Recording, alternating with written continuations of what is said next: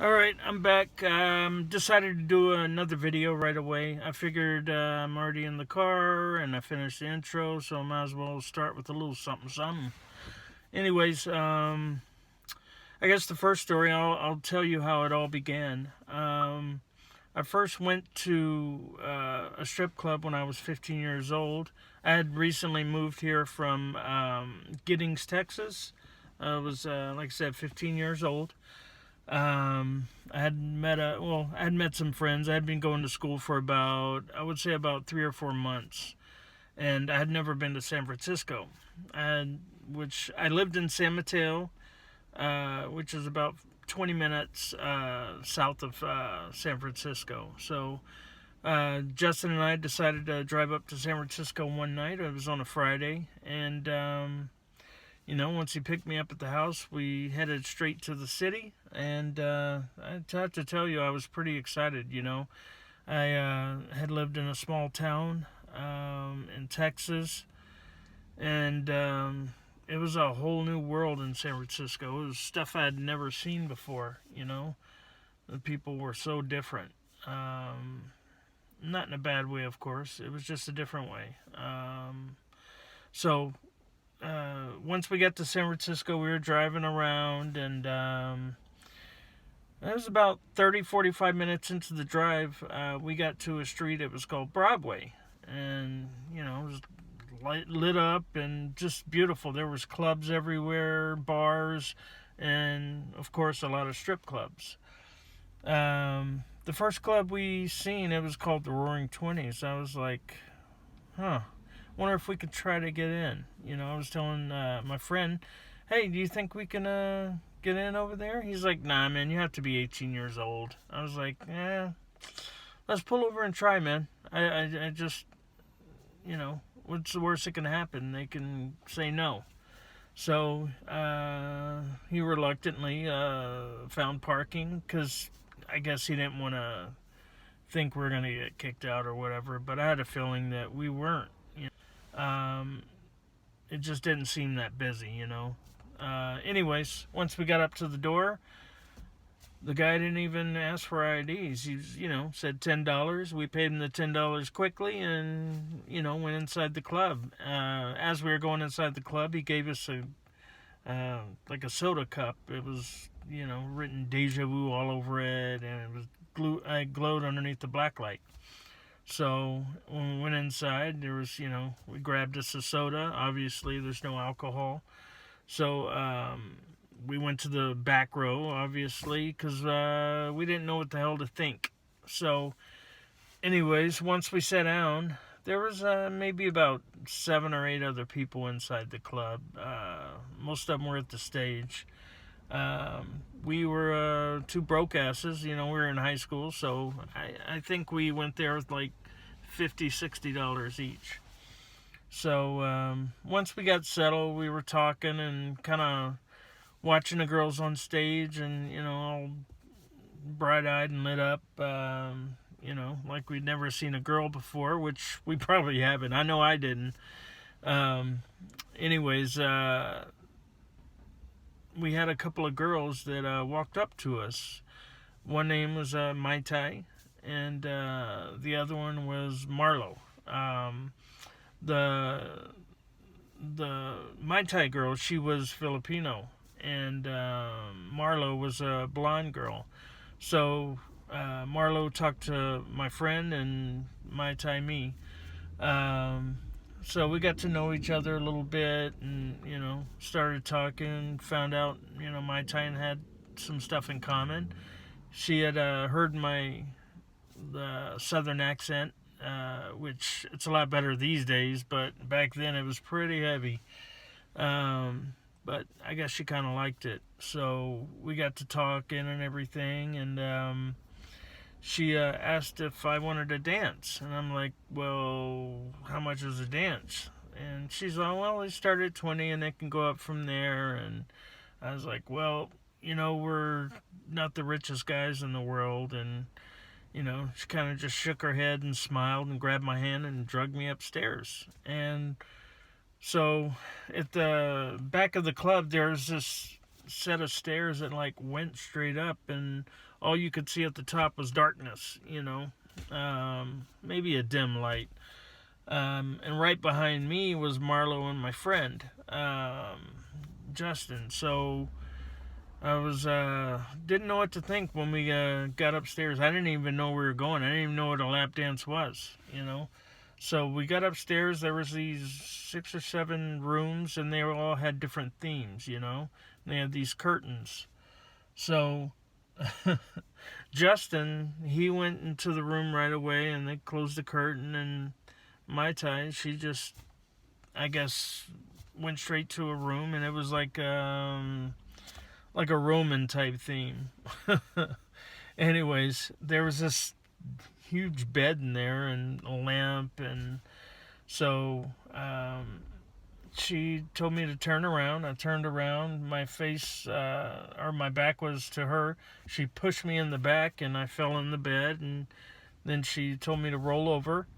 And she stood outside the curtain until the song came to an end.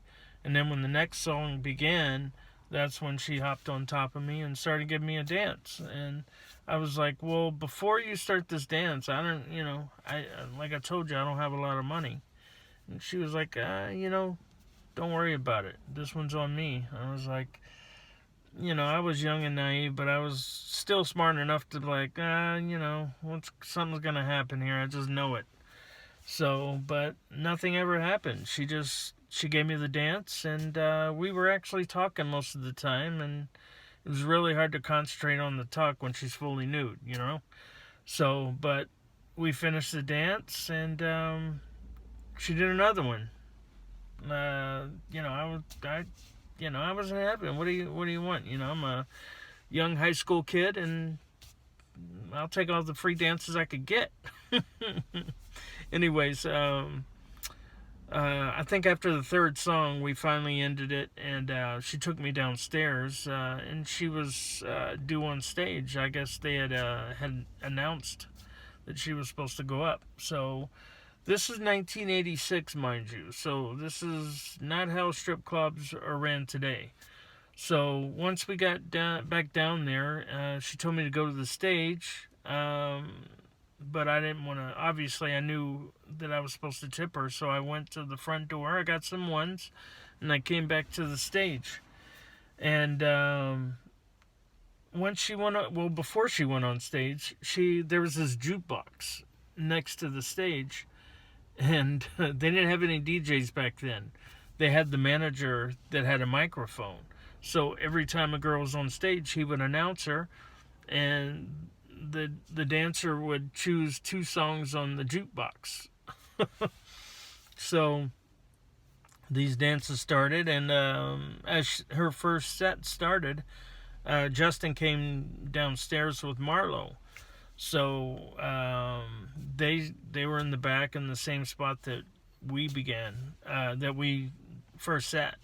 So I was really embarrassed sitting at the stage once I was just having this kind of deep conversation with Mai Tai. So she just was all smiles, and she was really good on the stage. Let's just say that. She gave me a lot of attention. So I still thought something was up, because I'd never been to a strip club, so I think, man, this girl's just going to rob me at the end of the night, or one of her friends are, So, but she did her 2 songs on the set, and, I'm not going to go into detail what she did on stage. I guess I could, a little bit. So, yeah, I got to see how the guidelines are first. So let's save this story for later, and I promise I will tell you if I'm able to. I would love to tell you, because it was pretty crazy what she did, So, anyways, we'll skip past that. I'm really sorry that I have to skip past that, but I don't want to get booted before I even start, So, once we got she got done on the stage, she went back to the dressing room, got dressed, and everything was great. I was all smiles. I went back and sat next to Justin, and Mai Tai came back out, and we started talking. But she had to ask for tips. So how this worked is when the dancers got done with their sets, they walked around with this tip jar. Like, it's totally crazy to think about it these days. Like, dancers don't do that, but back then the dancers would walk around with this like begging tip jar.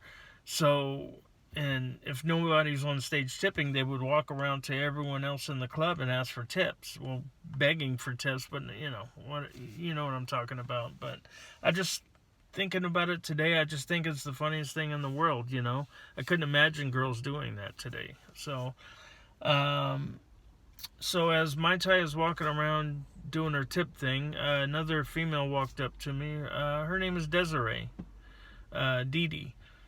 And she, I don't know, she just seemed jealous of Mai Tai. And so when she got over there, she was asked me for a dance, and I was like, well, I just finished with Mai Tai, but maybe later. So she was like, I'm much better than Mai Tai, and I was like, well, I'm sure you are, but I said, if I go right upstairs, I just started having a conversation. She said she was gonna come back. And so she was like, all right, well, I'll come back later. I mean, don't get me wrong, Dee Dee was beautiful. I mean, she was a light-skinned black girl. She's like 6 foot, thin, a lot of curves. Just a beautiful girl, man. Beautiful. She could have been a model. And so Mai Tai came back over there and introduced me to her friend Katya. She was from Amsterdam. She had an accent, but she was a little beautiful blonde girl too. And throughout the night, we all became pretty close. We told each other stories. We found out that the girls weren't even 18. Two of them.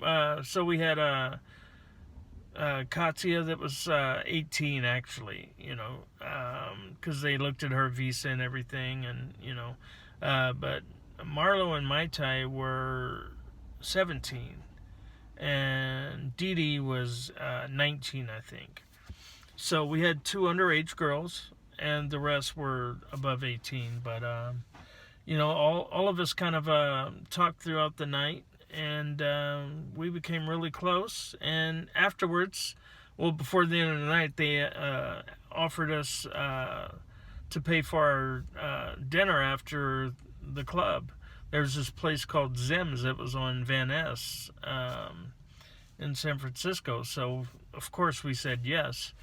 And that's back in the pager days, So once we got to Zim's, had dinner, it was such a great time. I didn't want it to end. I thought it was, once this night was going to end, it was going to be over after that. Like, these girls are never going to talk to us again, So, once the night ended, we exchanged numbers, and, like I said, pager days. So we got each other's pager numbers, and when Justin and I were driving home, we were all smiles and couldn't believe how the night went,